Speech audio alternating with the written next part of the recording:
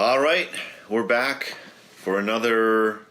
I always forget the name of it. Wild and Exotic Adventures of a Wasp. I just call it Dadcast. Yeah. I think the Dadcast will work. So Dadcast, the Wild Exotic Adventures of a Wasp. And a wasp, for those white Anglo-Saxon Protestant. You're white. Anglo-Saxon means what? From Europe? Yeah. And Protestant, are you Protestant? Or Yes. At least you once were. Yeah. Okay. Wasp used to be kind of a derogatory term. Kind of describe people as being kind of white bread. Yeah. I guess it still does. You don't see it used that much anymore, but I fit firmly into that category. Okay. Of a wasp. All right, we got a few more stories today about holidays and what's that say? And vacations. And vacations. Yeah, these are just a few things that happened to me while either I was on vacation or holiday or during summers. The first one I had to do, I met a woman after my wife had passed away, and I met her on Match.com. And in her profile on Match.com, she said she looked forward to meeting somebody who would bring her coffee in bed. So we corresponded back and forth, finally met, got to know each other. And she had a cottage down in the Finger Lakes. So the first time I was down there with her, I got up early in the morning and was out reading the paper out in the front room when I heard this rattling sound. And I thought, well, gee, that must be her signal telling me that she wants her coffee. So I jump up, and I start coming, hear it again.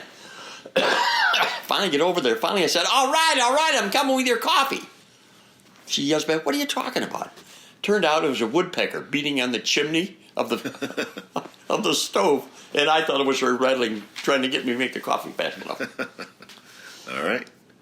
Another one happened to be on New Year's Day several years ago. We were invited to a party on New Year's Day. That's some friends of ours that live down in Skaneateles. And I stopped at Bert's Pharmacy down in the basin to get the Sunday paper. It was on a Sunday, obviously. And when I came out, my wife was in the driver's seat. And I said, what's going on? He says, you've been driving too much this weekend, and you're probably going to have too much to drink at this party. So I'm taking over so we get a safe journey to Skaneateles and back. So I said, fine. So I could read the paper. Well, she drove. So we got out on the expressway. We hadn't gone 2 miles before she says, oh, shit.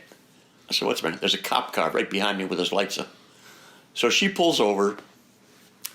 This time, obviously, I'm gloating like crazy because she hadn't gone 5 minutes before she got nailed. So the cop comes over, gets all the information. She's sitting there fuming. And finally, she says, officer, I just want you to know that I've been speeding for 25 years. I've never gotten caught. She meant to say I've been driving for 25 years. He said, well, lady, I hope you go for another 25 years before you get caught again. I got a lot of mileage out of that. Boy, that went on for years. A lot of mileage out of that. Have a drink of that water there. Probably pretty good. Yeah, that's. I remember hearing that story, but that's a good one. Who was in Skaneateles? Do you remember? The Follets. Follets were there? Okay. Yeah. This other one next one has to do with a funny thing that happened. We were on a skiing vacation out in Snowmass. In Aspen. And as you know, Robert Redford has a film festival there every year. And he owns a restaurant. And the story on the street was, if you went there, sometimes Robert Redford would come in.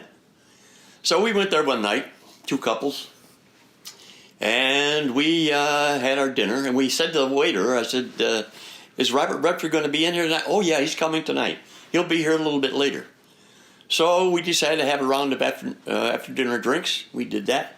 We waited about another 45 minutes. We said to the waiter, is he coming tonight? Oh, yeah, he's coming. I'll bring another round of drinks. So we brought one more round of drinks. Finally, after we had 3 after dinner drinks, and God, we must have waited 2 hours. We finally got up and left, and I said to the hostess, gee, it's too bad that Robert Redford didn't come here tonight. She said, Sean was your waiter, wasn't he?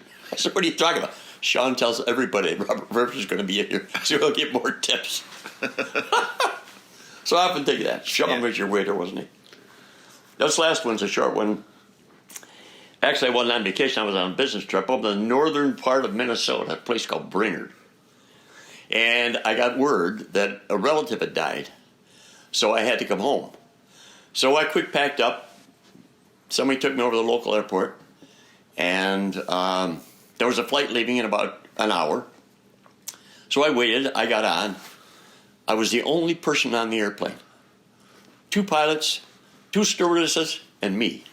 And about 1,000 mosquitoes. So they flew down. I got plenty of service, obviously. And arrived in Minneapolis to get the connecting flight. Now, I tell this story to a lot of people. And I tell them they lost my luggage. But that's stretching the truth a little bit. Actually, I didn't lose my luggage. That would have probably made a better story.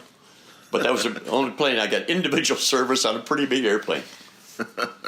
Well, that's pretty good. That sounds good. We'll wrap this one up and come back maybe a little bit and hear some more stories. Have some more water. You got to have some more water. All right.